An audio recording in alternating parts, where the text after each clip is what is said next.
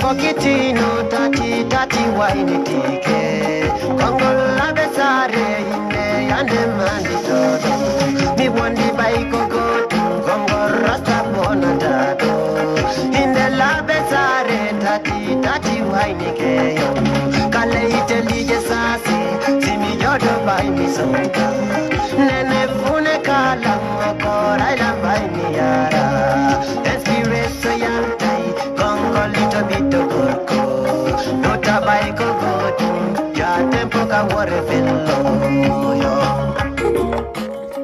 Awa nene fode Yigido Nene fode you mi naire Mi joda ino tako Labe bai kamede Oyida wade wako joma Ani nairan Bai mi miji nairan Ekan sonyo yairan Si yama wangono miji Ani nairan Bai mi miji nairan Ekan sonyo yairan Si yabe sare no tambi Nidai na tao Bairu mi suda tao Hande mi yole tao Nena siri njai walilam Simi dai na tao Hande mi yole tao Nena Fatima tu koliko Wai nene jara Nene bam bam sujali Yobe yang Nena ngadama Nena ngadama Mijeki yantu munyo dolang Bibi vale manda Mi jami zonkai Nena mbatuli nene yo Nena ngosaiki Vale mi vale jale Mi jankangani yo Lave tumbo jema Yo jaya jaja bedangol kadisal minanga yo Agada punchon tumbo jema Yente kosobe ya la la no dai no dai yo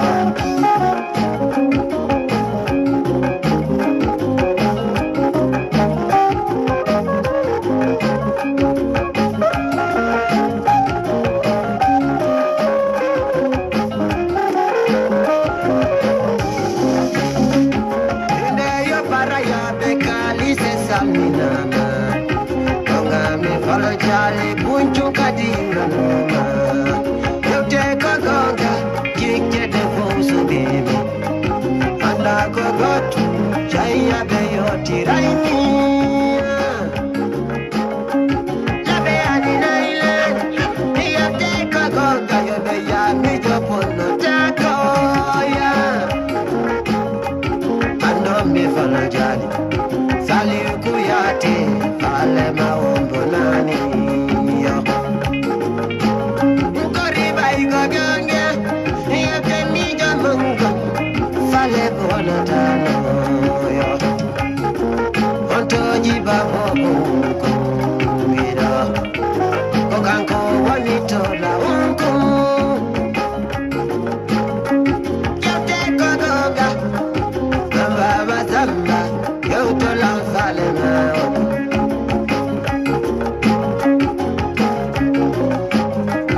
No daibe mamumbe pita katika leji baba nani hawa Ani nairan Baili mimi nairan Eka sonyo nairan Si ama wanondo niji Ani nairan Baili mimi nairan Eka sonyo nairan Si abe zare no tambi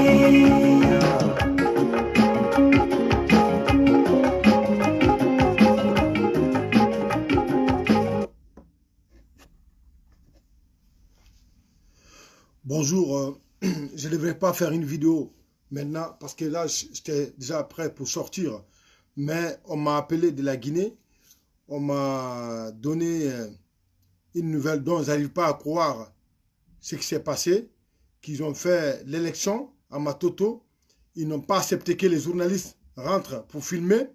Personne, ils ont fait ça entre eux. Donc, je ne sais pas si c'est vrai ou pas. Que Alpha Condé et Sidia, ils se sont partagés le pouvoir à Matoto. Je ne sais pas. Donc, je vais essayer de faire ça 30 minutes et puis je vais partir. Je dois m'en aller.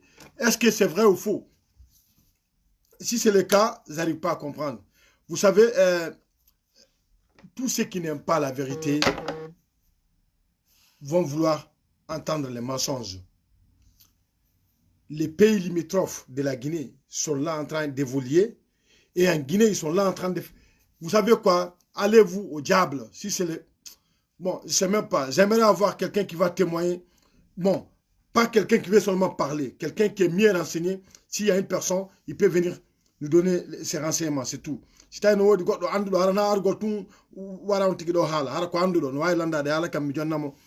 voilà. Parce que namine ba wondo mi do ka wadde dum quoi o yino mi fungitori ni ko donc voilà ko joni mi fayda.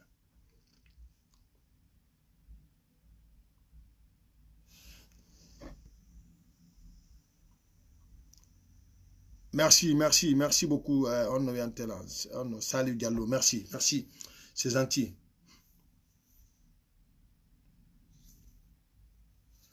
Bon. Ah, ok, on paikun yeda kon, paikun yeda kon, ok, je vois, ok.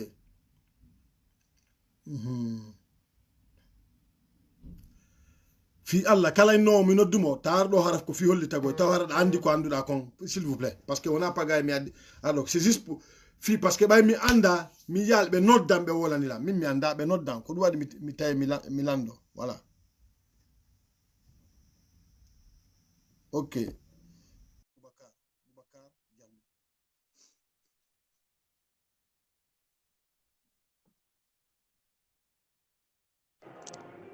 Allô? Oui.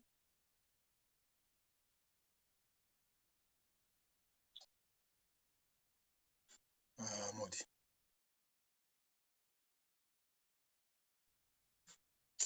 Fiala, si fanu quoi, fiala, please. Fenna mi noddo ta wara ko wara ko keldi.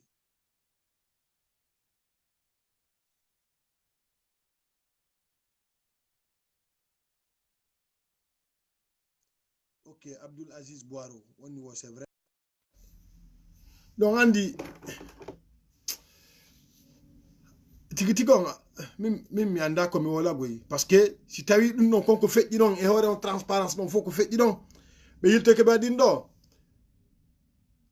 non c'est pas la peine, c'est pas la peine. Bon on andi do tikitikon ba yimbe be won be lagine be hare connection ji mabbe ni dum anaki, c'est pas la peine de jutina o dum do har mi falano andudo tigitigi murandu yo aru intervenir do wala nan quoi kono do mi andi do ardo do hare ko peut-être ko nani woliri min ko fala ko yido prévon harano andi vraiment ko non woniri, c'est ça.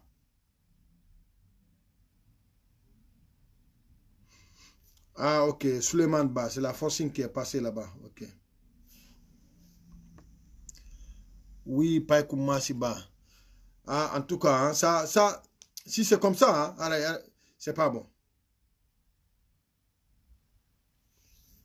C'est pas bon, c'est incroyable. Parce que nous, le monde entier a vu ça. C'était filmé terre à terre. Donc, c'est ça. Donc on peut la Guinée ben wata témoin angolais si taille qu'on woniri. Mais non on dit qu'on woniri parce que mi ko la Guinée ben notre la ngol et puis kadi il y a un jeune ici kadi wala ni la wokanko yi ka news. Mais mi on mi yali. Voilà. Kon le be hata be habe jettam oni o sidiajo ko dum be fulbe escroc be nano be kanyum wonani sidia à l'époque. Hina golle monde c'est que on mudi tagite la Guinée n'est pas so fidèle ça billahi la Guinée n'est pas so fidèle parce que on y là c'est ça on a qu'à traiter également ah non sidia c'est ça sidia ko traite donc on y na joni kado yay kanko radi do mon kadma to nabe be sendi pouvoir on kadma kindia kadna dum ko dum o afa way la Guinée na yurmi. Bon, c'est qui? Diallo me dit d'appeler. Appelle quoi? Appelle Diallo M. C'est qui Diallo M? Je ne vois pas. Oui, Boubacar Diallo, tu as vu la preuve, mais tu n'as pas d'internet. Ton internet n'est pas bon. Donc je ne vais pas me fatiguer à t'appeler. Moi, je veux quelqu'un qui peut venir vite fait. Parce qu'il doit sortir. Il faut aller donc, comment dit, si tu as direct, venez au besoin direct. Alors, c'est Internet, nous déconne, demande quoi. Je vais essayer de te reprendre pour une dernière fois. Voilà, comment il s'appelle encore? Boubacar, voilà. Encore. Je te rappelle pour une dernière fois, si ça ne marche pas.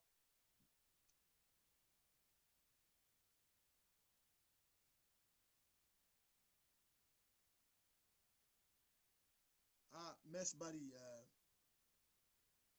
dit un coup d'état. Oui, oui, en tout cas, ça, non, qui peut croire ça?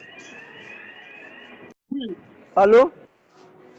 Grand commande ko supermarché quoi ko doit de sala la nam gol moja. Wa me dira no wo la hena ba ko ngi ne Voilà, coupi là quoi, la futa de alde da coupe de la main. Ko gonga grand be imposi mo bimbi do be jetti conseiller be Sidia Touré be yeyi be onno be imposé candidat jo mabbe. Donc IFDG taw ay fusbe dal déclaration. Donc nini ko joni be yaltimi déclaration do mani do reo e nouveau maire John joni donc ko joni be gani donc dum no laabi joni be imposi mo be fala donc ko otinata ɗo ɓe imposi moɓe fala on e tode on no kindiya ɗum ɗon marsi donc ɓe darno si guite ɗen si ɓe ukki guite ɗen si marse donc ɗum ɗon marsi donc hande kadi ko kala ko ɓe fala ko ɗum ɗon ɓe woni wadde guine donc hande kadi haala go ala ko kamɓe koko ɓe fala ko ɓe woni wadde donc ɓe imposi mo grand ɗum noon no laaɓi poyi donc haala ɗiɗi ala ɓe imposi mo ɓe faala on quoi donc hay si wonanalima e ɗiɗi quoi donc lagine ko fenade e ɓi fenande e kuddi woni e leydi donc hande kay haala ɗiɗi ala quoi donc ko noon ɓe imposi mo ko joni ɓe gayni ɗumannade mo donc joni ɓe gaynimo ɗumannade imposugol donc hay sa waɗa ley ɗiɗi ɗum ɗon ɓe imposi mo ko no laaɓi poygra non no yurmi woko 30 e nder 45 conseillers wo Mamadou Tos Camara ko 31 voix heeɓi e wo ɓonno ɓe ka IFDG wo ɓen ɗon ɓe heddi ɓen ɗon quoi donc ɓe imposi mo donc nini oti mone mo wondi o ngalatamo billahi wallahi par ce que joni ko dole ɓe woni hollude jamma on quoi donc noon woniri quoi donc ɓe on ɗon o gaynama ɗumannade. Ah ouais, merci beaucoup frère, merci beaucoup Diarra Maboui pour ton témoignage. Merci infiniment. Ouais. Merci. Il s'appelle quoi? Serif Gawal.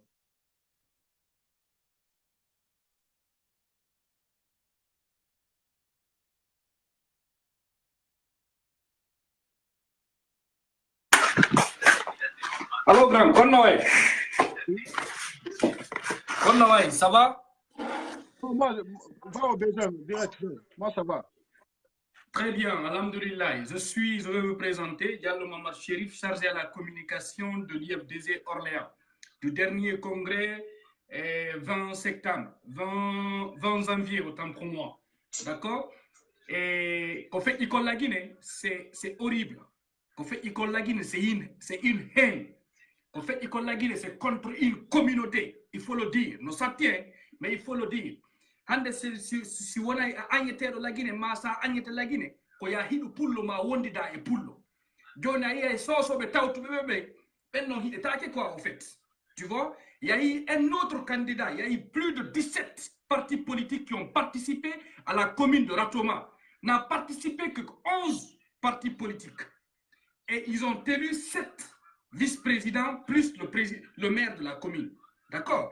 En réalité, ko honno waɗa ko contre pullo waɗa vice-président en fop ayata pullo e goto ko RDIC a fami et RPG IFR. Ils ont orchestré cela pas contre IFDG mais contre une communauté, mais les gens ne le savent pas. Ça woli benna ko raciste yo si be wala woli benna ko ethno ado aka wodi dum tayma on feƴƴi dum Comme on y a l'union mongol. Mais on ne peut pas quand même enlever qu'on est peu. On est Guinéen, c'est vrai. Na ngi ti porto be ngayo yo senda Afrique be wada la nation goto. Ari mo belo ka mum nyande gonu. Be wati nation woni lagine. Ko Samori Touré jeyi lagine. Samori Touré ko hotti Guinée hammali jewno. Enen kade fouta ça existait. Il faut que les gens comprennent cela et qu'ils mettent ça dans leur tête. Ko woni fait de ko lagine, c'est horrible et c'est détestable. Grand ko paroxysme he non. C'est le summum. Fait état donc en fait. Anya goddo ko ha do pullo anyama si mo fala yo sans nationalité ma beppondire si goddo ni non di non watta aray mimmi anda ko non solution ala ji sellu c'est le meilleur politicien que la Guinée n'a jamais eu fi honnu parce que neddon o fala naka en gere ko butto o fala do buttu na mardo problème sellu na gandal mankirimo sellu na relation mankirimo na famo mankirimo c'est le problème makon fop ko pastor fala ga dattade be battarbe be hudabe woni e lamide ittire Alpha Condé hay fakkito ye maire way ko fop mabbe ko gotum afani min ko mi gawal d'accord ka ko ni mi do andi ha honno be gagnori Ousmane Gawal fi honno be serti be dabbiri ha be gagno Ousmane Gawal parce que Ousmane Gawal no wona be gonga be etti mbudi be nabi cadre be Gawal be fop pulo e fakkita way parce que ça yande pullo no yawa ko parce que pullo no yawi hore mu sayi makka e Moutar Diallo no ya ukko e be no golde mabbe ko parce que hibe watti en fattuji ko grand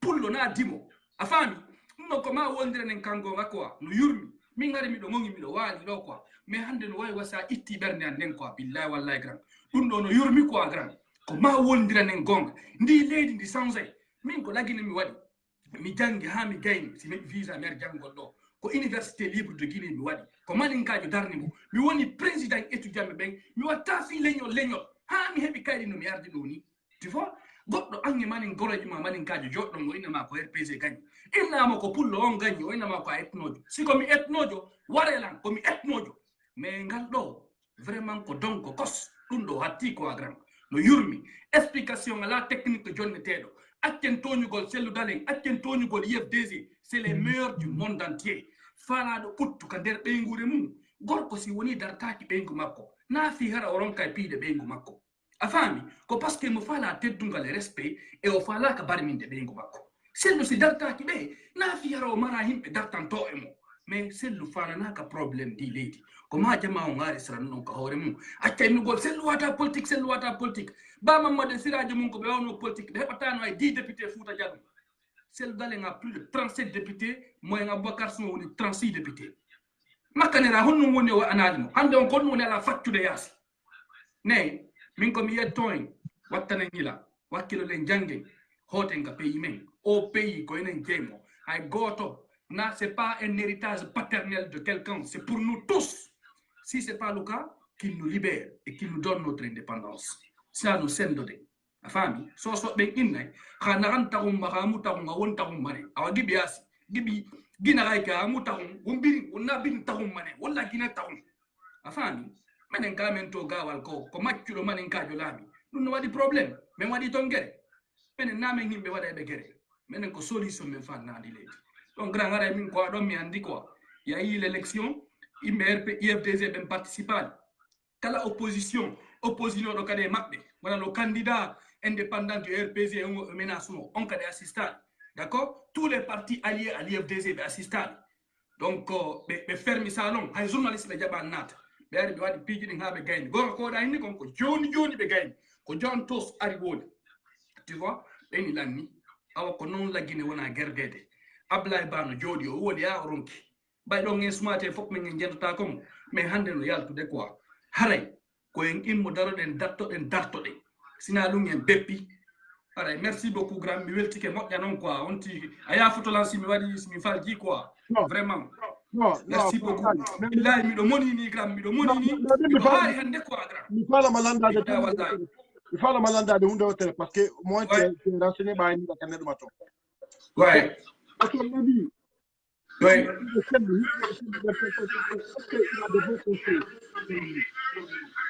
da awa to wonda ɗum birwino tan mo frère parce que mi woli ɗan to ni moƴƴa mimi est ce que kelluno jogui conseillé ɓe moƴƴuɓe wonɓe takka moƴƴuɓe Non, conseiller be moƴƴuɓe no woodi grand ɗum ɗon na ɗum woni probléme sa yimɓe fof maɓɓe ɓe assistali ko par ce que conseiller ɓe moƴƴuɓe no woodi e tawde le probléme on ko honnu si sello hannde heɓi moƴƴuɗo a faami tawto mo maninkaje sosoje on ɗon kadi añete quoi kolo Modou Yansane e sello na hannde yiidi en ɓen ko gila ka wonno ka ministre de transport kole Modou Yansane e sello dalen gollidi confiance naati hakkude maɓɓe tu vois yaadi confiance no woodi mais probléme on ko honto sello no mari deux opposants en Guinée mo mari opposition ka nder opposition mo mari ko waɗe opposition face à la mouvance kono wawata gerdude problème sello na politique makko ko parce que ko pour le grand tettoɗen kan haala sello c'est un bon stratège ba Mamadou Siradio Diallo na kanko piyaynoɓe Fouta Diallo ko wonno PIP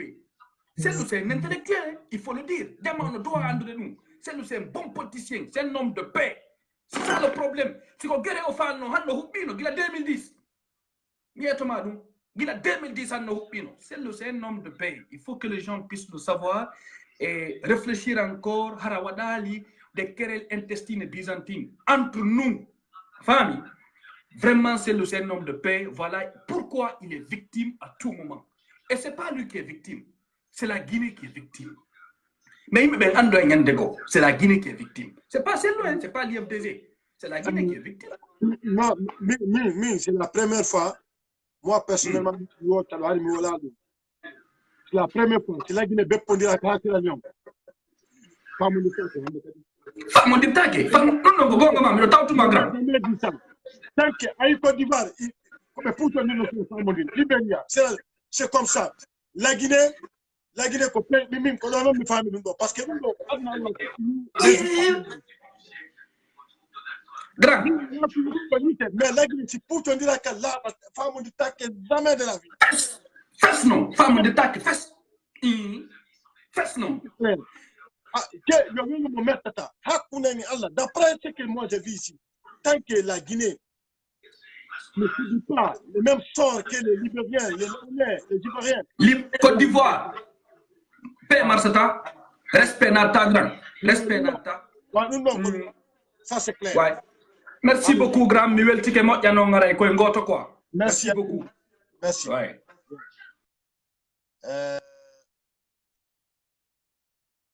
Bon, je vais essayer de prendre 2 ou 3 personnes parce que je dois sortir, je dois m'en aller. Bon, Gaëladem, j'ai voulu te prendre, mais ça ne marche pas ici. Avant que je finisse, parce que là, ça ne marche pas. J'ai appuyé, ça ne marche pas.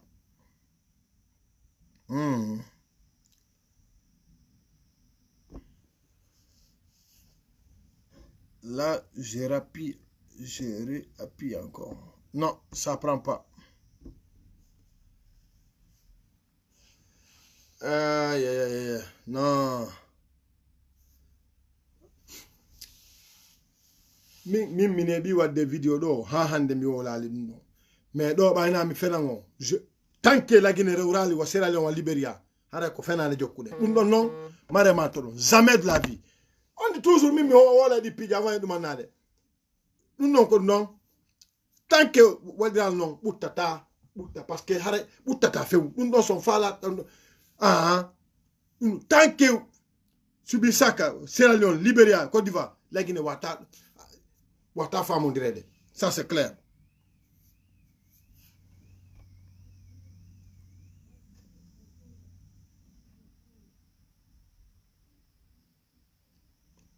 OK.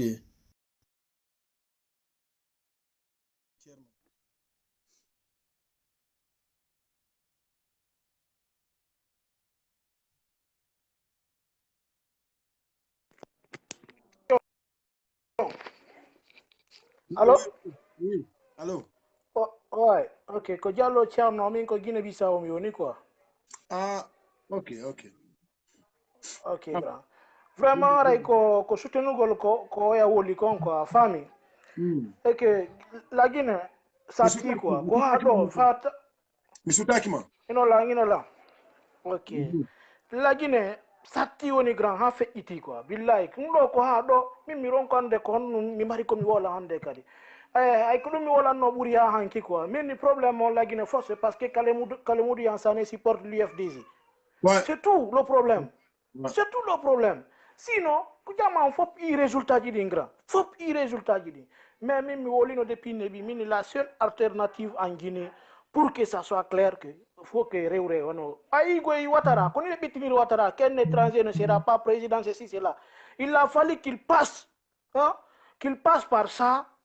Han woni jon hande en ti pouvoir ke ivoirien kala andi yi konto suti goddo woni ka he la Guinée on a jude be do tun na kambe tun je la Guinée goy la Guinée appartient à tout le monde mais si ta wi non jama en force woni kemi mi jodi ke na ke be na ko sel dans celle dale na rien fait celle dale mara army celle dale mara duma ko wadi kon koni election ya ma votama han gayda ma fop jama dalon fop yi kasina kontama kontitama jama fo yi be yebe darni militaire be duwani ke ben ne gotnar ko be yaw kadi déjà be andu no be watana ya hay be yaw no kadi ko be na vote wadata avant si be yaw no tout metay duwana be na vote wadata no c'est que c'est quelque chose qui est préparé ça n'a rien à Alpha Condé il connaît tout c'est lui qui a préparé ça. Et si ça Kalamodou Yassane n'était pas avec Seloudale, grand, j'allais te dire qu'il était déjà maire. Il n'a pas gagné le Nebi. Il n'a pas gagné le Nebi. Quand nous on est donc, si l'élection a été wadé à la Guinée, l'élection a été wadé. Non, franchement, Diamant, Boutina, la seule solution pour la Guinée, la seule solution, Guinée, une fois que nous avons extérieur, il faut que les gens prennent leurs responsabilités. Mais si yari ni nyande go bara be yaltene ma suudu ma ko na krindo daru da yanganda orema goddo go ara don ngina ma wona ta don yaltini ma na do wonda. Ouais. Est-ce que da woli dundo? Ouais, ça c'est clair. Hakune ko ni woni yarude ko seda. Don non do wadi risika ni élection wadi amadou mbodo ko mo ay indande kadi l'an 2020 Alpha Condé wata président de troisième mandat déjà il y a un problème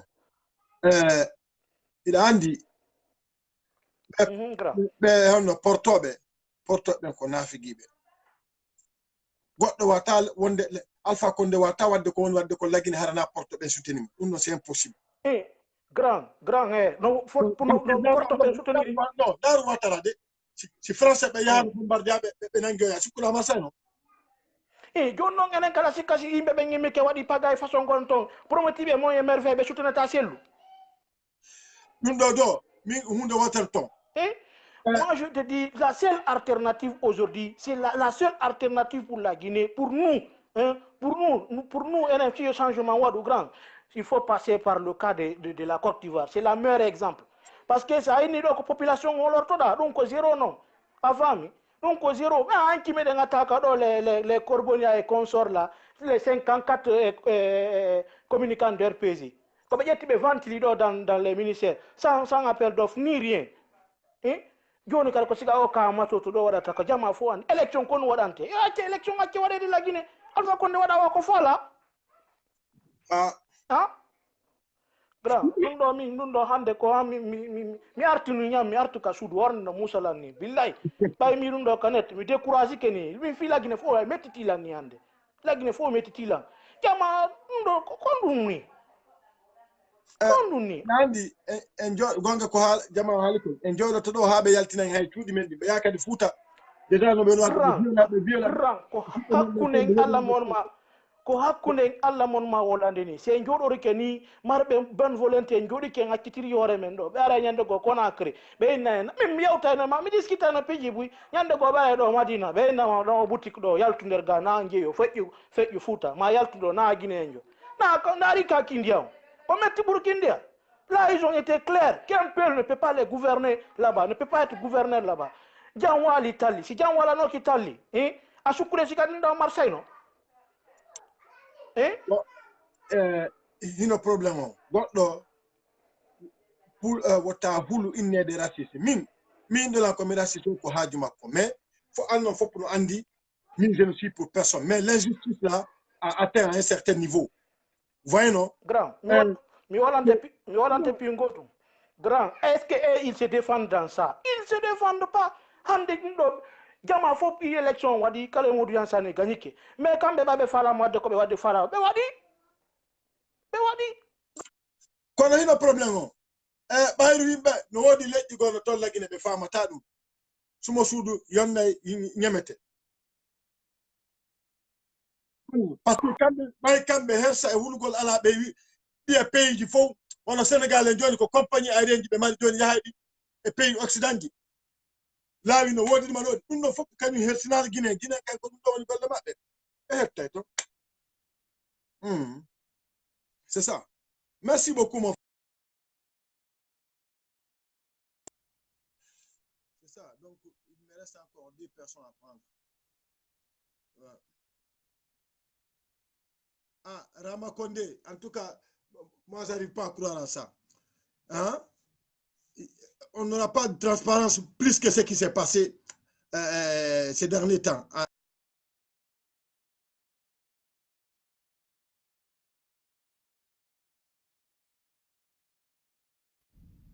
Avec preuve à l'appui, les journalistes. Non, c'est incroyable. C'est incroyable. C'est incroyable. C'est incroyable. Bon, on est bien tel. Mamad Lamine, tu as intervenir trop kaduma, mais do me anda sa ari do sen habata hande ka intervention do parce que alir mo dar don vo mi haram jettal ma quoi. Mi yi dan da na oya ko hali ko wona gonga. Donc voilà.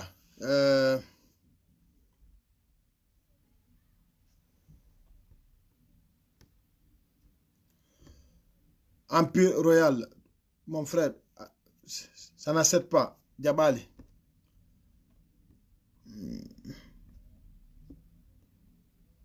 Bon.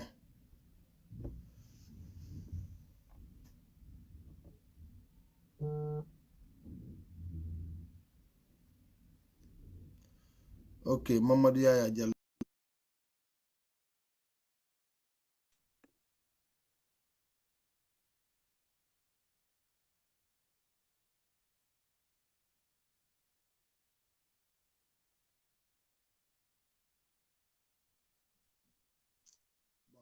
Non est bifi mon frère, Mamadou Yaya, non est bifi.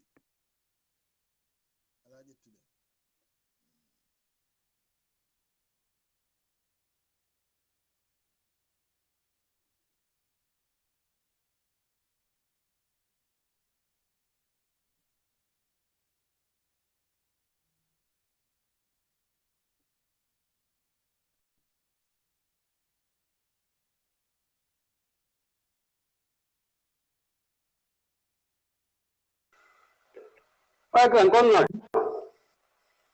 Comme l'a naturel à la dans ton intervention. awa andi woni ñande ko naga seyda maliki intervention an go mi haaluni mi inni legine ko foddi ko ma sofondire si legine malsa hakkunde ni Allah si sofondiraka e yarata yeso ñande wofulɓe ɓen nde yame makko élection e waɗi ɗo premier fop jama yi ko waɗa face à face vidéo ji waɗa ɗum ɗon lutti kus kono so ɓe inne tun selodele sellone pe tanke grand laggine huɓɓali sofondire hamo ɓe ande ko faala billahi ayne ɗum haala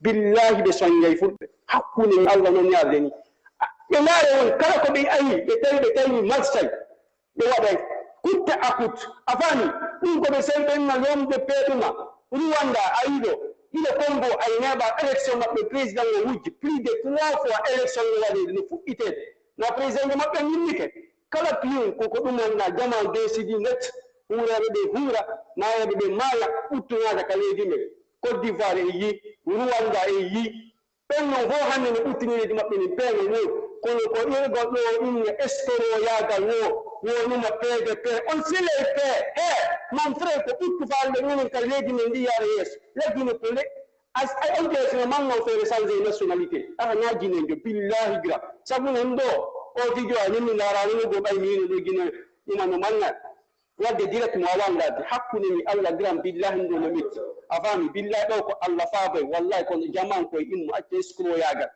ɓenna woɗuma ma oɗo ko haali kon ɗo ñande ko ɗo yimɓe fu yaltinte Madina ɗo ɓenna natama yaw Fuuta yen kadi ha Fuuta na gasa ɓe yaltinen ɓe naɓira e nokkugo billahi jaman koye acca escro yagal waɗe ɗum décision woni ɗumanno kono yimɓe tawti kadi ko min woni je suis pas d'accord pour ça ko o conseil selludere ngala conseil moƴƴo billahi min wala conseil moƴƴo fiyamu conseil moƴƴo ko découragade mo tum ay deke si tawi wonko wonɓe courage de mo ko woni wadde kon ɓenna kutte a kuttuma élection on ko ɓe gagni kon ɓe hen ɗo ɗon wawayno inde ɓe mbaɗi conseil moƴƴo kono conseil moƴƴo ɓe ara inna joni selu muñño gami ko conseil moƴƴo noon plus de combien de kinɗiya e yi matoto e yiɗo joni nagasa 3e mandat ɗo ɗum koko laati noon ayi ko jamman ko ɗumen no ɗo kadi koɓe famata si jama o yalti ɗo jama fof fottani ɗo yalti tawi ñandede yaltede manifestation ɓutto ala kaleydi billahi français ɓe mbi iwtire ɓawo selludele ko tankere wadde ɓe numannade kal fa konde ɓe sudana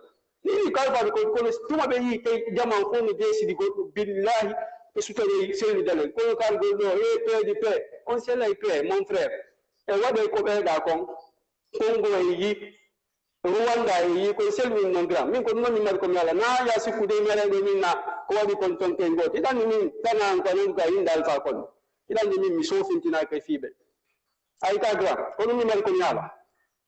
Merci beaucoup Maman Lamine, merci beaucoup. Bon, je prends une dernière personne.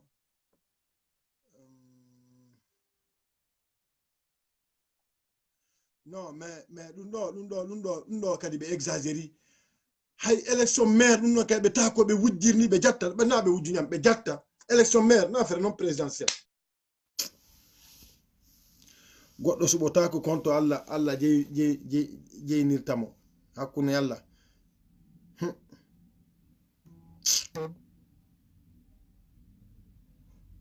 La non.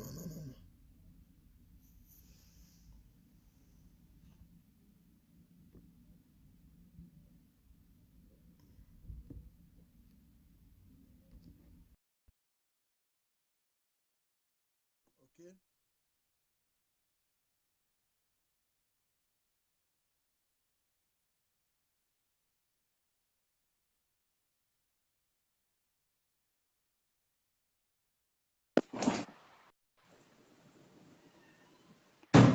Grand bari min ngala ko mi ala ɗo parce que min ɗo min koko mi kon ɗo koko ɓe woni koye waɗugol ɗum ɗo ɓe waɗa woni flagrant ɗum ɗo ɓe fuɗɗoto andi ko woɓɓe ɓe ndata ɓe ɗaɓɓitira e goɗɗo ɓe ɗaɓɓitiramo seeɗa ni ko fi andugol ko honɗum woni ka hakkille makko si o waɗoyay ko ɓe habbanuki a fami ka wano ɗo ni argol yaɓon tigi ɗo ni si a yaɓima anda sa yettotako ɓe anda e ɗon onno sa muññoto si ɓe yaɓima a muññike hande kadi ala ko ɓe haaloya ñande go kadi ko uttere ɓe waɗantama ko yeeso ko ɗum ɗon hande kadi habbiɗen hande kadi ɗo ko habbiɗen kon ɗo ko 3e mandat o ɗum ɗon o asiri ko ɗo ɗum ɗo premiére fois on ɗo ko ɗum ɗo wonata asiri wano maire mattoto ɗo ni ko ɗum ɗo woni exemple o asiray 2020 on o hende to 3e mandat ko ɗum ɗon par ce que sellu ala conseiller ɓe moƴƴe sellu ko jogi ɓenɗo ya conseiller ɓe makko kanko mo ƴetti gubaji tun addi waɗi takko makko ɗuɓɓen waɗetake takko mum sa ƴetta e goɗɗo sa waɗa e goɗɗo conseiller a waɗa yarowo beere maɗum fimo dorogo Ousmane Gawal ɓen ɗon ɓe wawi wonde conseiller tigi sami mo susata wonugol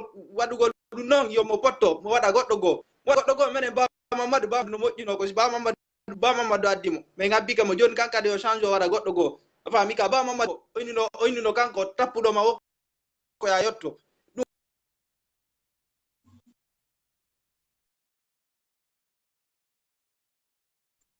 Ok, internet makko ma bon minino ko dernière personne on mi ƴettata donc wona kikiɗeni je vais pas passer tout mon temps ici mais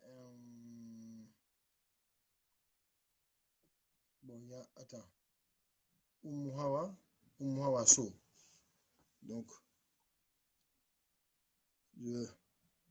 si internet makko on ƴetti elle va donner son avis.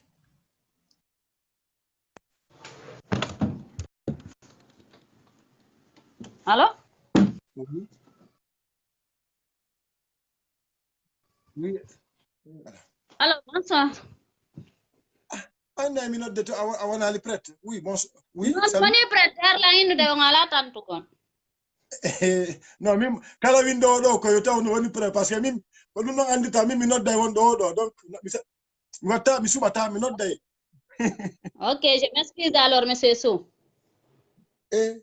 awa waɗa joni mi makko ma ɓayɗa andi hade a waɗali tiggare nden ko ɗum waɗi ɗaɗumannade ɗo faami voilà.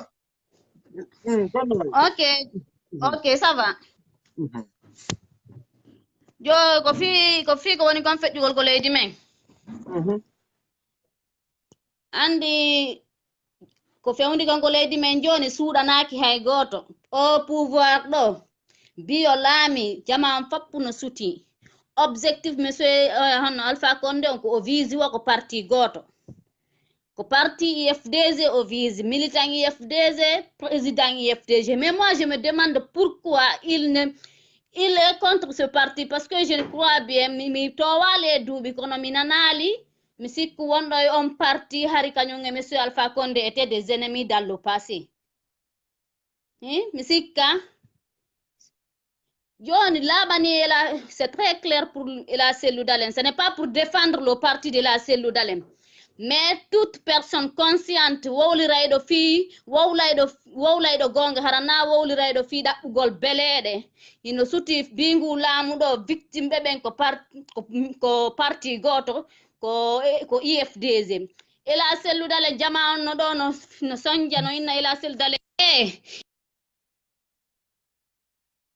ila Cellou Dalein tumbo awata fus hiɗen gandi ɗum jama on fof innay ko wallaɗo wo fooli ko nder opposition d'abord kamɓe toon tawa ɓe wona uni binniɓe wonali uni ɓe juɓe acca rivalité yagal hakkunde maɓɓe toon Lula il est plus populaire Lula il n'est pas populaire binniɓe itta ɗum ko hakkille maɓɓe ɓe junnidiri juuɗe maɓɓe ɗen ɓe woni goto ɓe wowli haala woota haranaya ɓe jooɗo ɗo ɓe yewta ɗo ɓe yalta goɗɗo e maɓɓe hara ko naafigi yagal o jooɗori ɗon o nunni fii nunnugol fii ɓe no jooɗi ɗon binniɓe waɗa ɗum ɗon pouvoir on waɗayɓe ko ɓe faalawo ko ɓe luuridira e population on ɓe luura ɓe kamɓe opposition no faalirawo fi on son yiɗi piiji ɗo fof no feƴƴude ko ɓayel monsieur selɗoya hanno Alpha Condé no suti opposition on ɓe wona uni ɓe suti mo andi opposition on sa inni opposition hande ko IFDG wowluɗa fankuɗa ko opposition ko IFDG pet ila Cellou Dalein ne peut rien seul innaɓe o mara conseiller ko honnum ila Cellou Dalein hande wawi hande kadi ko honnum o waɗali so wona hande kadi ƴettugol haray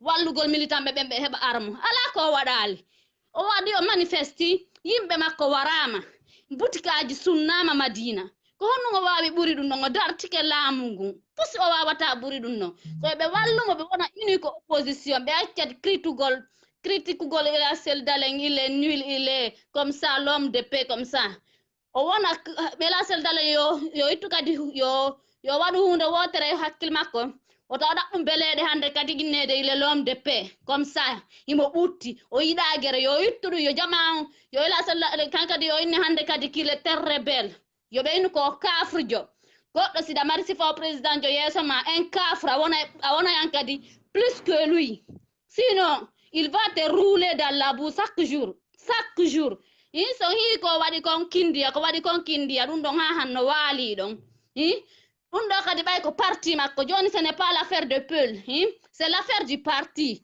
parce que kala mo diyan sana n'est pas un Peul c'est un susu en malenke joni nafi inde pullo ko parti on o visi jonon ko kamɓe toon min ko minnata ɓe il non ka être uni l'opposition yoɓe accu rivalité hakkunde maɓɓe toon naafigi yagal yoɓe ittu ɗum yomɓe wonu franc hara si ɓe wowli hiɓe andi ɓe wowli ɓe wona hara naya wowlu nunnira hengu yagal fiiɗa jooɗi ko sera tabal ɓe yano ɗon hiɗa goɗɗo hulata tagaɗo goɗɗo ay ko hombode ko Allah taguma ko on goto hulete haysko nene ma jara dari yeeso ma wowlu ko wowlanɓe gonga kan wota wowlan goɗɗo wota jaliranmo wota wowliranmo weluɗi fimo mbari ko okkore ko sokkoɗa par ce que na kanko taguma okkorma okkorama Allah won taguɗo ma wejjita fiima min ko ɗum mi haalani ɓe jama on accu critugo ila Cellou Dalein yo accu ɗaɓɓugol innede qu'il est pacifique yo hande kadi yo change stratégie yo inne c'est un rebelle c'est tout ɓay mo andi mo wanɗo yeeso makko komo wonduɗa change tama comportement kono o way wo ko non wahata mo suti won ɗon celui qui l'a en face de lui il n'a qu'à lui aussi changer il n'ont qu'à lui dire c'est un rebelle c'est un kafre c'est un violent un opposant doit être violent so inni ñetti wona ñetti mo suti laamu ngun so ɓe inni o hettata ɓe wala hettugol ɓe hulata ɓe wejjitay Allah no existe ɓe wejjitay e piiji gotay go a wejjitay ɗum no existe ñanko ya wejjitu sikka ko an tagi hoorema han tango feƴƴa non toroɗa Allah muñal. Non, bien dit. Wallahi, je suis trop choquée. À chaque fois, les mêmes choses qui se répètent, à chaque fois sur Hara ko parti goto c'est un seul parti qui est victime. À chaque fois la même chose qui se répète sur les mêmes personnes. Pourquoi ça ne change pas? Que le peuple yo kala défendre hore mum ela sel dalel junni goddo ar mo junna goddo yo lancondire ala mo ala Conakry ala mar wonno Conakry ande mo be mum mara armu ko galle mum fi defandagol yo faybe be jettu yalta joni merci la euro wonbe ben jettagol fos mi exagère, je m'excuse. Encore compte quand même. Min ko momi linsam origine dala ba kono ko linsam mi andi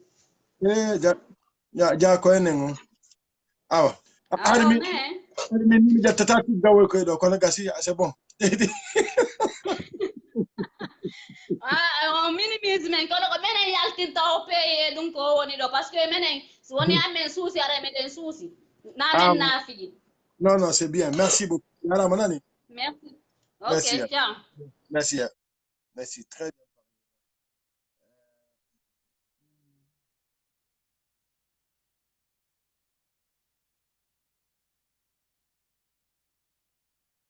Bon, Alas Bari, je ne suis pas d'accord avec toi. Donc, ce qui se passe ici à l'air là, c'est quoi? C'est normal alors? Bon, mais bon, toi tu donnes ton avis, chacun donne son avis, c'est ça. Bon, comme vous voulez vous exprimer, je vais essayer de donner la parole à quelques personnes, mais soyez bref, court et bref. Je vais essayer de voir qui, par exemple.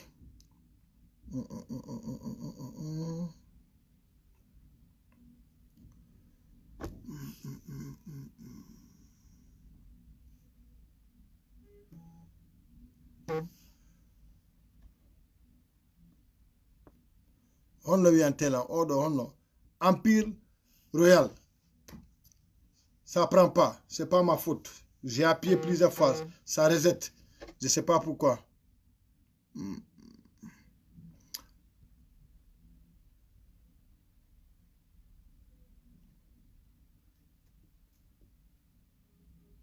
Bon, Bill Loba aussi, ça prend pas. Voilà. Non, Bill aussi, ça prend pas.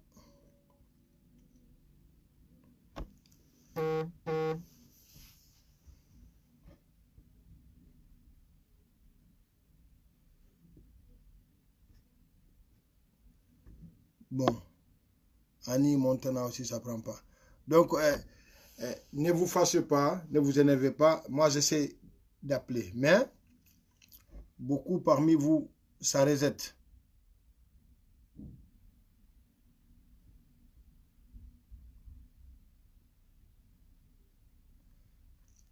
Bon, mi ya woɓɓe gono windande wotere mi noddube. Bon, tawa ɓayi ko waɗi miɗo répéte ɗem par ce que hara ɓe anda commentaire maɓɓe on feƴƴa. Si commentaire mo on feƴƴi mi wata on noddutugol ma hala son windutu kadi par ce que ko hoore commentaire on mi ñoƴƴata mi nodda on. Donc fiɓe anda ɓen aya woɓɓe nen après si mi gayni ɓe windana a metike ha ya noddan hara konde wotere ɓe windi merci ta non.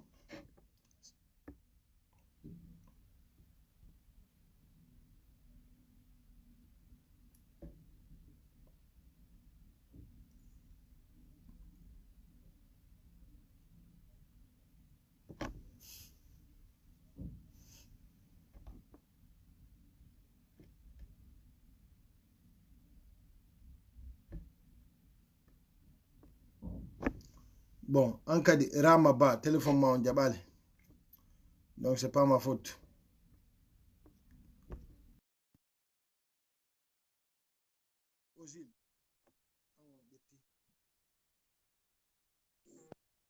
Alors?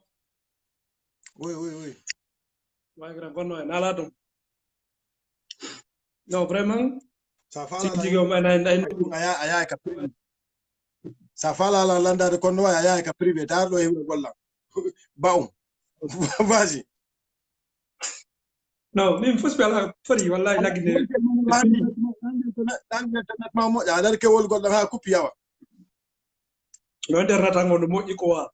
Ndi do leydi min ko mari ko mi hala c'est fini ko leydi perdi andi bebe wino miji do nini soko selludalen ko Alpha Condé woni wadde ko woni wadde mais c'est pas lui lagine ko population lagine woni perdi parce que démocratie ma yelendi ay goddo gagno élection yaadi lanna ite après jama fa parano dari no di kite mun no suti après no la Guinée ko mi ko Guinée puis ngo tun ko ha parti go miji aso si be yalti be manifeste ke fi démocratie officiel dale woni be wadde ko wa a fami parti go no miji aso ko force donc di no parti ji di woni ko men ko wa le di no perdi di perdi fe ko pour non pour perdo la Guinée ko jeunesse on ko wa ay jeunesse la Guinée ya la par hay ni la c'est d'habitude yimbe pobo be kala flo ay jeunesse la Guinée wallahi be ko wa billahi wa ta'ala sinal to la Guinée c'est pas wallahi billahi ta'ala piji gonno wada aye piji gonno wada ko men dunu way wadu gon kono goddo wawi gagné gol election ji hadi lanna goddo daro fuddito dingi election ji be nakadi dingi election ji fuddite ko wa jamon kadi hilto futto dingi ore fenade parce que ore ay journaliste be jabali benata ka ner pour election photo ji no jindi do ni Facebook aye do yimbe wallahi ko c'est des policiers ko be woni wallahi tonde tos do des policiers celle de les forces ala ko wabi ko yaltini yimbe be warama jamala Guinée fop inna sellu no yaltini yimbe be wara so yaltini so ni yimbe kata be yalti yimbe be daro ina ko dotteri ci ga eve Guinée no pibiya do por para mawdo nani ko numbe faala ko si sellu yaltini yimbe be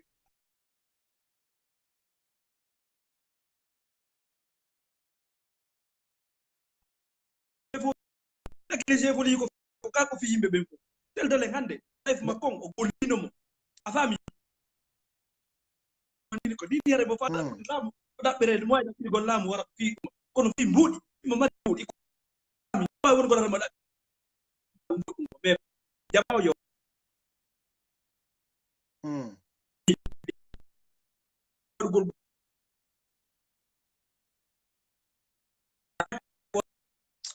Allô?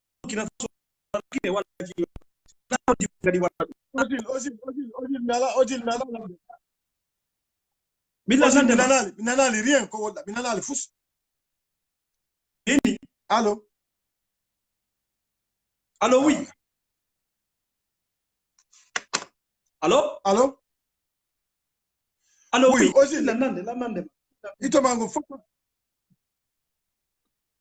Mila nande mago mais jama on ala manande dawa mi internet jama on nande ala manande dawa reprendre ko ala ko mais nana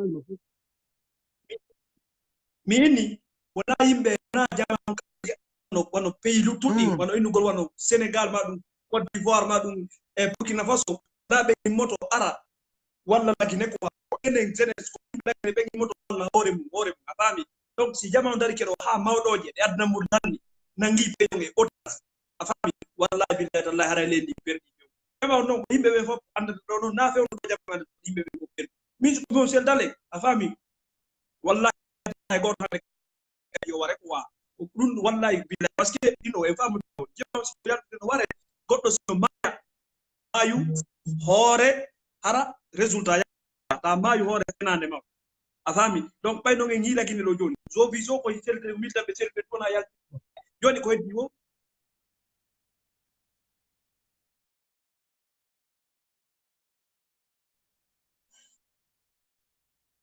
je suis désolé internet ma comme quand comme je suis dara jama fo non ande mo mais mi ngom ala mo nan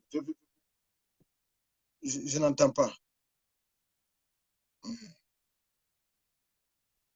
OK.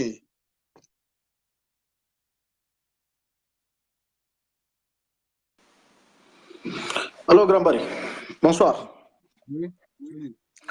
Merci. Je vais intervenir sur la situation qui se passe en Guinée.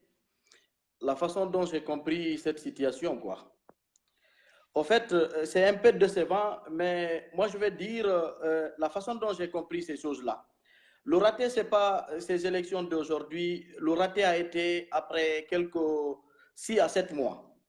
Alpha Condé est en train de préparer 2020 aujourd'hui. Sinon, il pouvait accepter les élections de Kolemodou sans faute. Tout le monde sait que c'est Kolemodou qui a gagné les élections. Mais Alpha Condé a une stratégie de faire, voir est-ce que ce que j'envisage à faire dans l'avenir sera possible. La première des choses que Alpha Condé a fait, d'abord, c'est enlever le président de la Cour constitutionnelle. Est-ce que tu vois? C'est-à-dire, c'était de faire voir est-ce qu'on pouvait maintenir quelqu'un, Harawana, droit au Wio. Les avocats ont crié, les institutions ont crié, ça, ça a marché. À Kindia, ils ont fait des accords. Il a commencé d'abord, il y avait 2 accords, à Dibreka et à Kindia. Qu'est-ce qu'ils ont fait politiquement? D'abord, c'est de berner l'IFDG en commençant par Dibreka et finir par Kindia.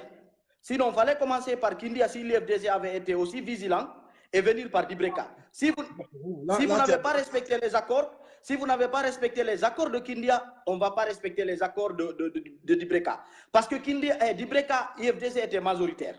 Est-ce que vous comprenez? Mais à Kindia, IFDG et RPC étaient à égalité. Donc c'est là le coup. Ils ont commencé par Dibreka, l'IFDG a respecté les accords et ils sont allés à Kindia. Vous avez vu ce qu'ils ont fait à Kindia. Et c'était aussi de voir quoi? Est-ce que s'ils imposent quelqu'un, ça pourra être possible? Et ça a été possible. J'en viens. Qu'est-ce que d'abord ils ont fait? Pour nommer Kassori Fofana, tous les Guinéens savaient que c'est Kassori qui a détourné 75 milliards de francs guinéens qui allait être Premier ministre.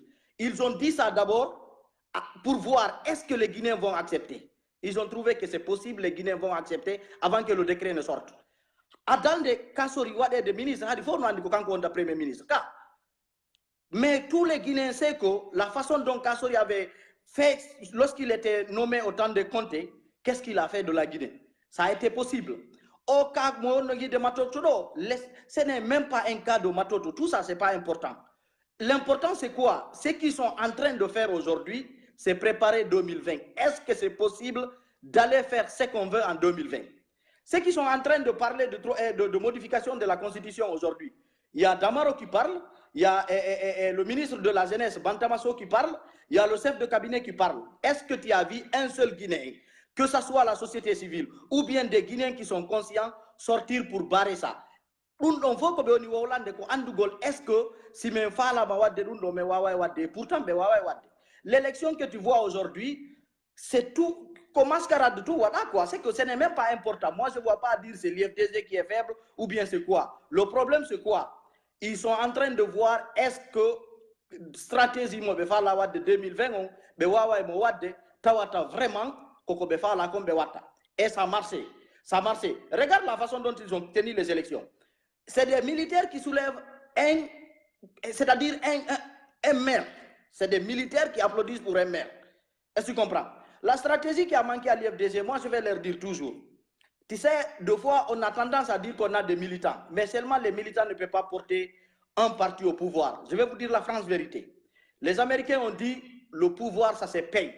Et pour payer le pouvoir, il faut payer le prix fort. Il faut qu'il y ait le sang. Ça, le sang, on a 100 et quelques personnes qui ont déjà péri la vie. Est-ce que ça va porter fruit? On ne sait jamais. L'FDG a manqué de stratégie parce que ne reste que rentrer avec les gens qui vont voter, empêcher qu'il y ait les élections.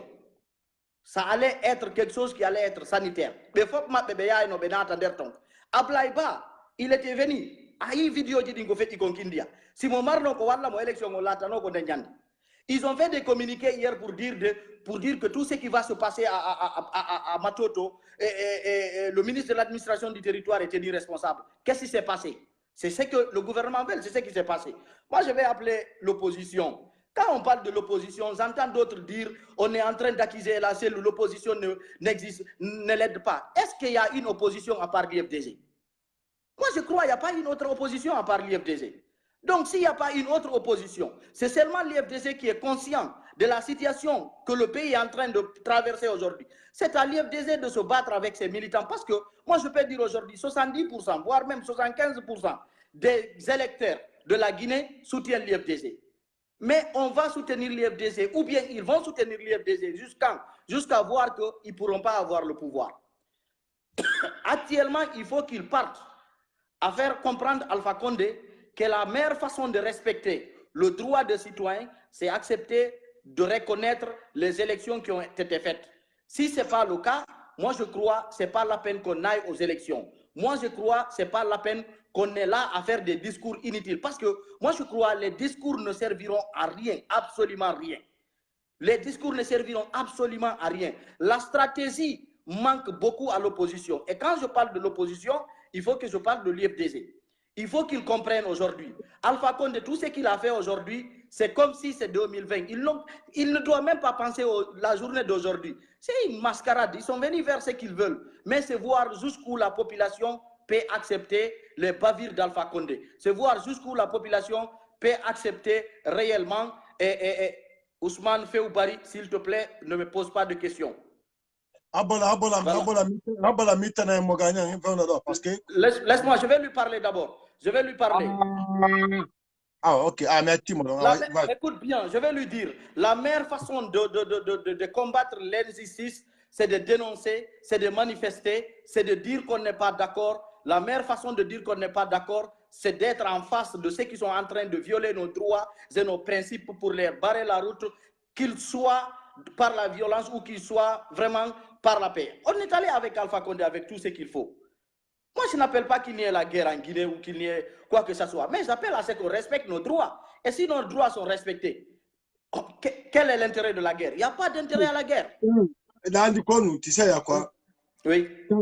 Ça, que vous croyez ou pas, tant qu'on ne subit pas même sort que c'est le Libéria, on n'ira nulle part en Guinée. Oui, mais je vais te dire quelque chose de grand.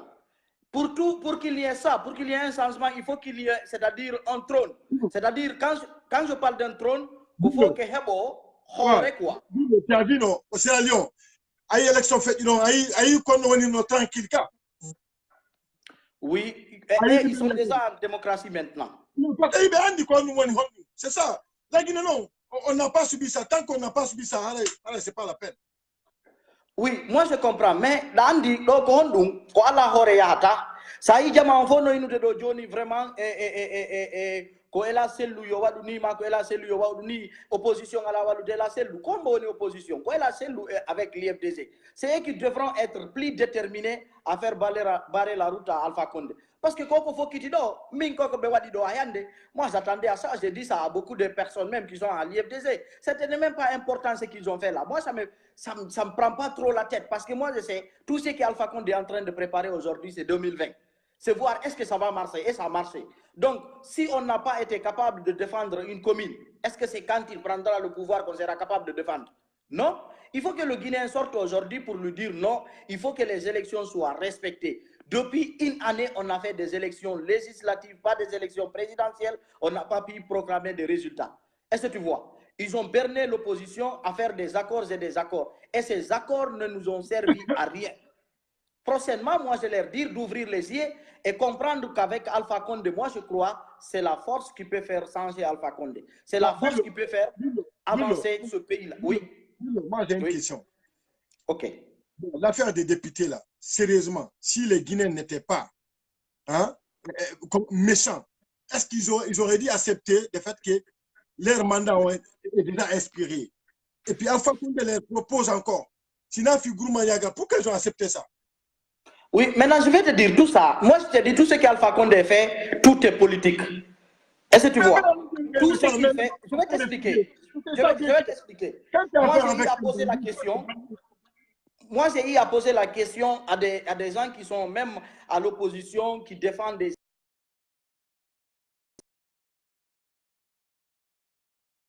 Moi, je crois, quand on quitte l'Assemblée nationale, il y a ceci, il y a cela. Moi, je crois, depuis qu'ils sont à l'Assemblée nationale, ils n'ont pas pu faire passer une seule loi. Donc, le mois d'avril sera vraiment la rentrée parlementaire. Il faut que l'opposition quitte ce Parlement.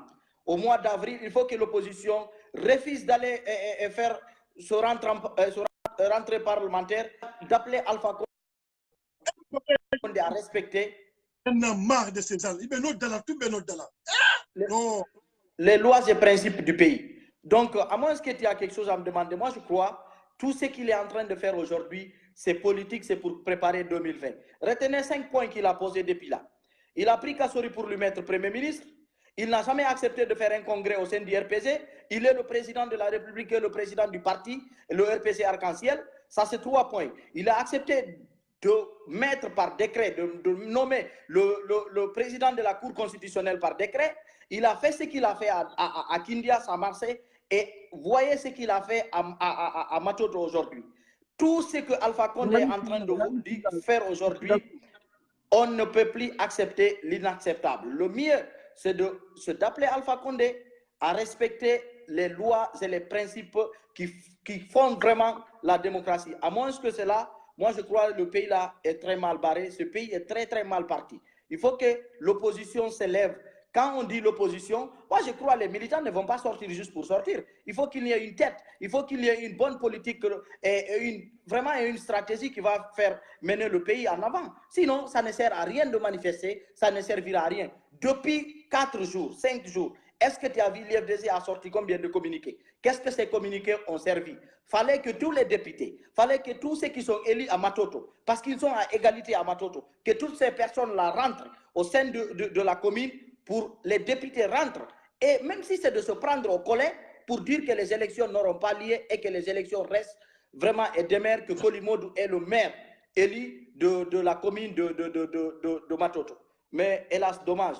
Moi, je crois qu'on est très mal barré pour 2020 et il faudrait en tout cas que l'opposition revoie une autre stratégie et voire même une autre façon de faire qui n'est pas ce qu'ils ont fait durant ces 10 ans-là. Sinon, vraiment, ça ne sert à rien parce que moi, je connais, j'ai perdu beaucoup d'amis. Il y a beaucoup de gens, beaucoup de jeunes qui sont décédés. Il faut que cela porte fruit parce que c'est l'objet de leur manifestation, c'est l'objet même de leur lutte. Si cela ne porte pas fruit, on peut aller aujourd'hui, on peut se déplacer pour aller voter et on oriente nos votes à des fins qu'ils connaissent. Ben, le pays est barré. Hein. Moi, si j'avais à intervenir, c'est ce que je voulais dire, à moins que tu aies quelque chose à me demander. Andy, Billo, il y a un problème. Si je ha pandi, il me ben inna wa ko fi haramin la wana ni FDC, mais nous non kalmi mi hula fele de ne. Kono ko hakune ngalla Billo, fi hondum. Pourquoi celui d'Alain sait bien qu'il a affaire avec un bandit, un aventurier, un gaspo comme Barry White. Nous sommes des bandits, on est malhonnêtes. Si tu as affaire avec nous, il faut aussi être comme nous. Ça garde des bandits, on bandits. Quand nous dit quand c'est un homme de la paix, quand c'est de la maman de tout, quand le député on m'a coqué déjà 15 millions de tout, bébé accepte ta pige. Nous quand on est à la femme, depuis Névi, c'est un bandit. Oui, tu sais, aujourd'hui, je vais te dire quelque chose. Alpha Condé est bandit et les Guinéens sont bêtes. Est-ce que tu vois? Je m'excuse du terme si je suis très allé. Parce qu'aujourd'hui, beaucoup ont tendance à dire que c'est une affaire Peul ou une affaire Malinké ou Soussou. Moi, je crois que ce n'est pas une affaire Peul ou Malinké. Parce que la meilleure façon dont Alpha Condé est en train de gouverner aujourd'hui, je crois Alpha Condé ne donne pas la dépense à tous les Malinké. Il ne donne pas la dépense à tous les Soussous, ni avec ces Peuls qu'il est en train de travailler. C'est une inconscience qui frappe le Guinéen. Le Guinéen aujourd'hui... Et encore, quand je dis une inconscience qui frappe le Guinéen, ce n'est pas seulement la population. Nos leaders là manquent de stratégie. Grand Barry, il faut qu'on se dise la vérité. Est-ce que tu comprends? Moi, je m'en fous que d'autres militants viennent dire Métasque de quoi que ce soit. Je dis nos responsables, nos chefs qui sont à l'opposition manquent de stratégie et de fermeté. Quand il y a en face de toi une personne qui est vraiment criminelle, une personne qui n'a pas peur de Dieu, il faut que tu acceptes de donner de coup en coup pour que Écoute, quand tout le monde s'est rencontré aujourd'hui à Matoto, tu crois que les élections allaient avoir lieu? Ça n'allait pas avoir lieu. Alpha Condé est en train de poser des jalons par-ci, par-là. Il a fait la primature, ce qu'il veut. Il a fait à la Constitution qui valide les élections après la CENI. C'est la Cour constitutionnelle. Il n'a pas envoyé à la Cour constitutionnelle la personne qu'il veut. Il a fait ça, ça a marché. Et tu voyais en ce moment ce qui se disent aujourd'hui de la société civile, aller dire on est venu marcher, on est venu faire des sittings, ceci ou cela. Est-ce que ça a porté fruit? Ça n'a pas porté fruit. Tu vois? Donc, arrêtons de se voiler la face. Il faut que les Guinéens et nos responsables de l'opposition aient de stratégie et qu'ils soient plus fermes. Quand ils disent qu'il faut qu'on aille de l'avant, on aille de l'avant. Parce qu'on ne peut pas aller 2 pas et retourner 100 pas. On n'arrivera jamais à bout. Il faut qu'on avance si on a avancé, ou bien on laisse de tuer le Guinéen, on laisse Alpha Condé avec ce pouvoir, il fait ce qu'il veut jusqu'à sa mort. Parce que c'est ça. Si on se tue, ça ne porte pas fruit. Si on se bat à chaque jour, ça ne porte pas fruit. Quelle est l'importance de se battre? Il n'y aura pas d'importance. Par exemple, ce que ce monsieur-là vient d'écrire ici. Bon, le naufrage qu'a eu lieu, je ne sais pas, au large du Maroc, là. Il y a plus de Malinqués qui sont... Oui, il y a plus de camarades et de Yabi. C'est la liste. J'ai vu la liste. Je ne peux pas dire que tous les Malinqués sont pour Alpha. Il y a beaucoup de Malinqués, ils en ont marre d'Alpha. Mais j'aimerais aussi qu'ils se manifestent. Voilà, parce qu'il n'y a pas que les peuples qui vont souffrir. faut pas que, à cause d'une seule personne, toute la Guinée va sombrer dans l'enfer. Oui, en tout cas, Johnny, Heutino Kugokwa, Kukambe, Andy, Wombe, Sobombe, Lapude, Andy Grambari, Saïd, Wola, Miminebino, Wolude. C'est pas parce qu'il y a un fala to Wol Gol, quoi. Donc, à ça, un man, un gaming, un bank, et Marco Yaming Hamai. Est-ce qu'à femme, ça n'a ni do Johnny, c'était à la Bouddha, Nyandoto. Ça y est, no jetta do tamu vono inna vraiment watane hakile ko woni feddude ka leydi men ko woni yimbe wolobe gonga jam tam wallito den gonga on iben bawo fenane den so parce que hara informé hiden fala leydi yo yaru yeso c'est-à-dire mi si mi yari do yeso joni par exemple on me voit ici avec des véhicules on me voit faire tout ce qu'il veut ce que je veux c'est la Guinée ça ne va pas c'est que moi aussi ça ne va pas est-ce que tu vois. Donc, Guinée doit m'attendre hakil quoi. C'est pas être peul ou être un malinqué ou être un soussou. Il faut que tous les Guinéens se donnent les mains pour combattre cette injustice. Les Guinéens, je vais dire que certains Guinéens sont gourmands, leur ventre là, c'est comme un bateau. Ils n'ont qu'à arrêter d'être selfish. Oh no, I don't know how to call those motherfuckers quoi. C'est que non, c'est que la monanie. Je vais te dire quelque chose. Tu sais, on a tendance à accuser les Guinéens. C'est vrai. Mais aujourd'hui, je te dis, l'IFDC a une force. Qu'est-ce qui a donné cette force à l'IFDC? C'est les Guinéens. Quel est le pouvoir avec manigance? L'IFDC représente presque, je peux te dire, aujourd'hui, si on prend le vrai vote, ils représenteront 75% de l'électorat guinéen. Ils ont 37 députés. Qu'est-ce qui empêchait tous ces députés de rentrer à la commune de Matoto? Parce qu'on ne peut pas les interdire. Qu'est-ce qui a empêché à tous ceux qui sont élus sur la liste que Kolimodo a présentée de rentrer au niveau de la commune de Matoto? Leur dire que c'est impossible. Parce que Alpha, il ne peut pas tuer tout le monde. J'ai commencé par dire aujourd'hui, je te dis, un peuple, quand il est déterminé, il peut être plus fort que la plus grande armée au monde. Il faut qu'on soit déterminé. On n'appelle pas à la guerre, mais on appelle juste à ce qu'on respecte nos droits. Quand on se déplace pour aller voter, il faut qu'on respecte notre vote. Il faut qu'on respecte nos voix. Est-ce que tu vois? Maintenant, s'ils reviendront encore dire que peut-être Alpha Condé a fait ce qu'il veut, c'est eux qui laissent Alpha Condé faire ce qu'il veut. Alpha Condé, lorsque Condé était là, je te dis, Condé a fait fuir Alpha Condé. Il a monté même des courses. C'est pour cela qu'on l'appelait Alpha Grimpeur. Il a cassé même son pied. Tu comprends? C'est pas parce qu'il ose faire tout ce qu'il au même woni o anda way andi o dunya o anda si yahay so andi o yahay o ara non o wada ko fala ko labi tati do be report de élection jidi ko heti anki lendi be wino be witi kadi mercredi silati hande seti ibe ndar de tension di jama be ndari be tawi que ça n'aboutit à rien ko be wino don hande seti wobbe ko walu nun ka dambugal wobbe wala ka der cour der ton si ko wadata wo wada ka der cour ton e ka bawo cour e der commune mato ton fop est-ce que non, on sait que les Guinéens sont violents, surtout ceux qui sont en uniforme là. Moi, j'ai vu un garde-corps, j'ai détenu la photo, un garde-corps d'Alpha Condé. Je te dis, signe Macondo au Burkinabé. Ouais, j'ai vu ça, Maintenant, mon frère. Je vais te dire quelque chose. Comment hein? Grand Barry, je vais te dire quelque chose. Pour avoir le pouvoir avec Alpha Condé, ça sera très difficile. Il ne faut pas, je vais te dire, ça sera très très difficile. Il a mis un bandit burkinabé. C'est ça. Oui, mais Dandido, pourquoi Alpha Condé appelait deux fois à faire des accords? Moi, j'ai dit à l'opposition une fois, j'ai dit à des gens avec lesquels je parle, j'ai dit si Alpha Condé vient pour dire que on va faire des accords, c'est pour juste avoir le temps pour réfléchir quelle stratégie mener pour tel point. Sinon, il n'a jamais voulu faire des accords. C'est pour cette raison, depuis 2013, les accords d'abord de Ouaga, commencé par 2008-9, 2018-19 là, 2008-9 du moins, il n'a jamais respecté des accords. Si Alpha Condé vient dire on va signer des accords, c'est pour avoir le temps de réfléchir qu'on rentre mi fidata. On prend le temps à faire les... Attends, mais l'opposition est consciente de ça. Il y a un problème. En Guinée, les gens sont gourmands, encore une fois. Comme Sidi là. Combien de fois il fait le va-et-vient avec Alpha Condé? Combien de fois? Moi, je crois ici, il faut qu'il arrête de négocier avec lui. Il faut qu'il change de stratégie. Je n'appelle pas qu'il y ait directement, parce que 2020, ça vient encore. Il faut qu'il y ait de nouvelles stratégies pour 2020 pour mieux affronter Alpha Condé. Sinon, ça ne vaut même pas la peine que l'opposition présente des candidats en 2020. Est-ce que tu vois? Parce qu'il y aura des morts pour rien, ils vont faire ce qu'ils veulent sans qu'il y ait un changement. Moi, je vais leur dire de voir ce qu'il faut avant 2020, l'affaire de Matoto là, de laisser tomber parce qu'ils sont allés faire leur mascarade. Est-ce que tu vois? Ils vont envoyer, si on avait envoyé des gens pour empêcher l'élection, je pouvais comprendre. Mais il ne faut pas que demain les gens sortent pour dire on va manifester parce que Kolimodou.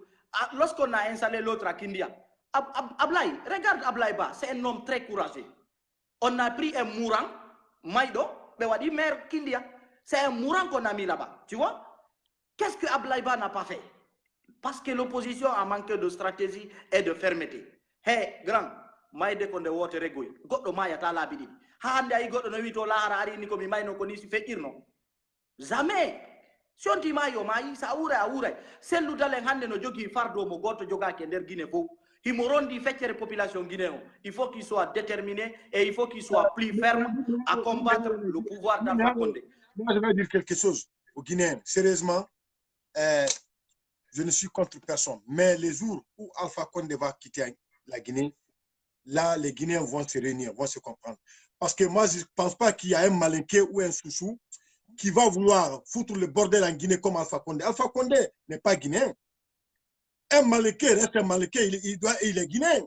Un malinqué ne peut pas faire comme Alpha Condé a fait. Moi, je ne pense pas en tout cas. Si Alpha Condé, oui, la Guinée boutine. Pour Alpha Condé, on est baba, oh non, c'est la Guinée. Non, ça c'est clair. Oui, moi je crois, comme Frère Bouri a dit, que c'est les donzos et des SAS infiltrés qui aident Alpha Condé dans l'armée. Moi je crois, on peut tous être des donzos. Les donzos que tu vois là, je vais lui rappeler quelque chose ici. À Hamdallah, ils étaient présents. Le jour qu'on avait attaqué le siège d'Alpha Condé. Est-ce que tu vois? Station non.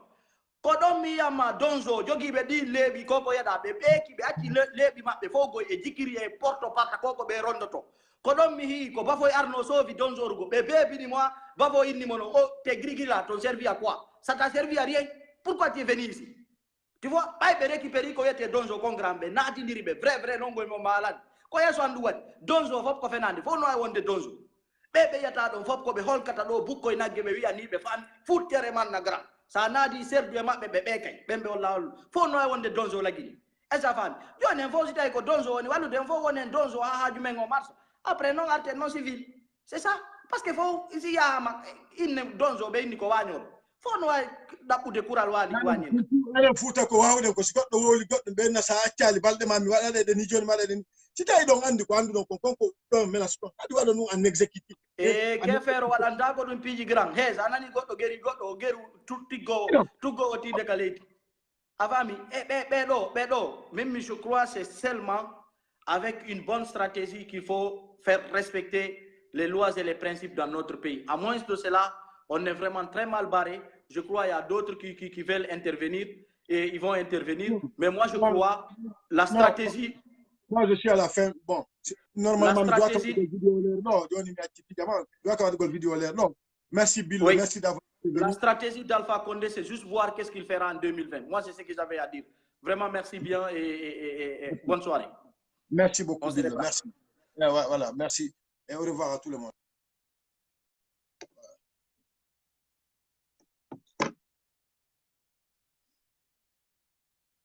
Merci. Portez-vous bien. Hein.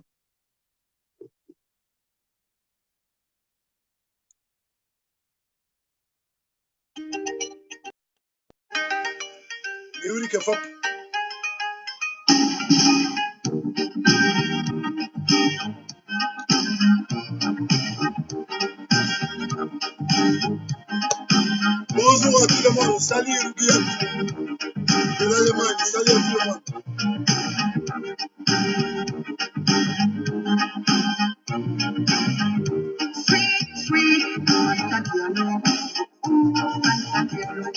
Tu dois aller faire un peu.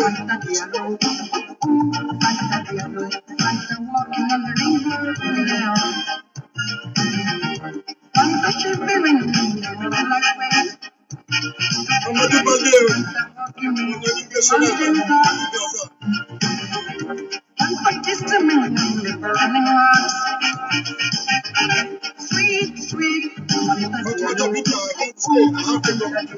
Sweet,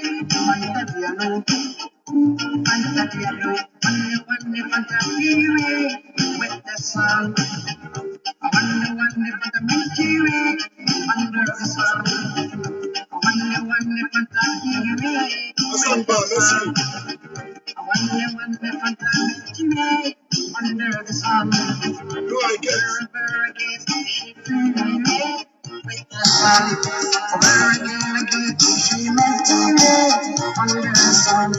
Wherever again she flew away with the sun. Wherever again.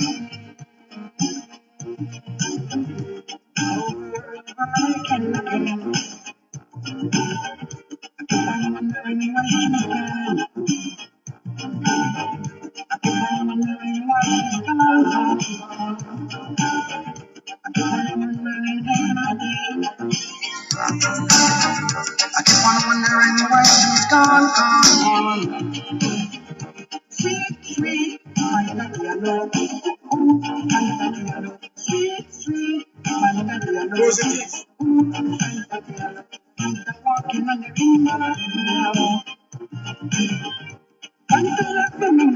river. Kissing me in the candlelight.